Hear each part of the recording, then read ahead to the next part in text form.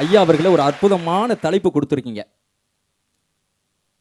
ஒரு காலத்துல பாத்தீங்கன்னா, இந்த பொம்பள பிள்ளைங்க கல்யாணம் பண்ணி போகும்போது, ஓன்னு கண்ணீர் விடுங்க. இத்தனை காலமா நம்மள வளர்த்த வீட்ட விட்டு போறோமே, அப்பா அம்மாவ விட்டு பிரிஞ்சு போறோமே, அப்படின்னு கண்ணீர் விடுங்க. இப்ப பாருங்க, அன்னைக்கு எங்க வீட்ல பக்கத்து வீட்ல ஒரு புள்ள கல்யாணம் ஆகி போகுதுங்க, குதிச்சுக்கிட்டு ஓடுதுங்க.